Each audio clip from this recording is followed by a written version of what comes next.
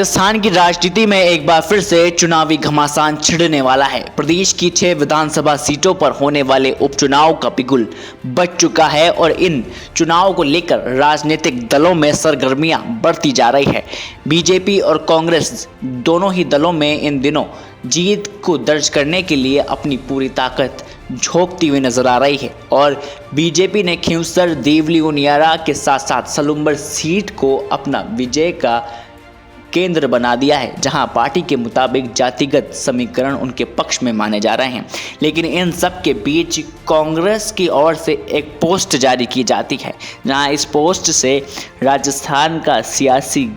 मायना लगातार चेंज होता हुआ नजर आ रहा है। दरअसल राजस्थान में गोविंद सिंह डोटासरा के साथ साथ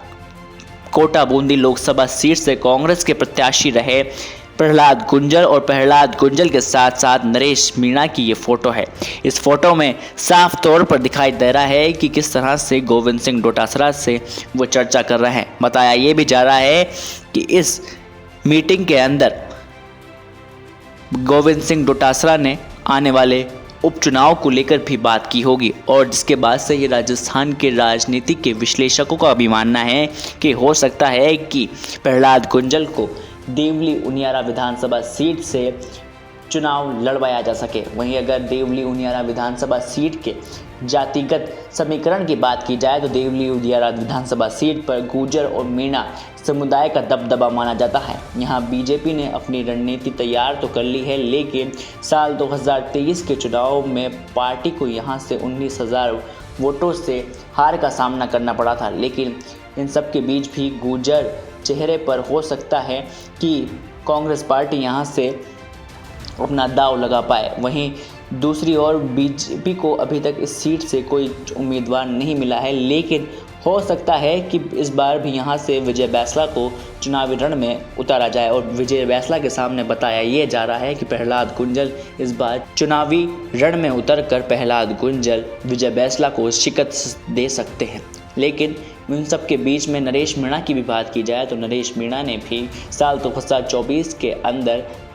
दौसा लोकसभा सीट से अपनी ताल ज़रूर ठोकी थी, लेकिन वह अपना नामांकन नहीं भर पाए थे, जिसके बाद उन्हें मनाने के लिए हो सकता है कि उन्हें दौसा से विधायकी का चुनाव लड़वाया जा सके। वहीं अगर दौसा विधानसभा पर भी इस बार दिलचस्प मुकाबला देखने को मिल सकता है, जहां साल 2023 में बीजेपी को 31,000 यहां से वोटों से हार मिली थी, जबकि साल 2013 में यहां बीजेपी ने 25,000 मतों से अपनी जीत दर्ज की थी। बीजेपी के लिए ये सीट काफ़ी मुश्किल है अपने पक्ष में करना, लेकिन कांग्रेस के लिए ये सीट काफ़ी हद तक अपने पक्ष में मानी जा रही है। अब लेकिन देखने वाली ये बात ये होगी कि गोविंद सिंह डोटासरा के साथ साथ प्रहलाद गुंजल और गुंजल के साथ नरेश मीणा का ये पोस्ट क्या कुछ आने वाले दिनों में क्या कहता है, वो देखने वाली बात होगी कि क्या ये दोनों को ही राजस्थान में इन 2 सीटों से चुनाव लड़वाया जा सकेगा या नहीं, या आप लोगों की क्या राय है हमें कमेंट बॉक्स में ज़रूर साझा कर बताएं। तब तक के लिए देखते रहें द फैक्ट इंडिया।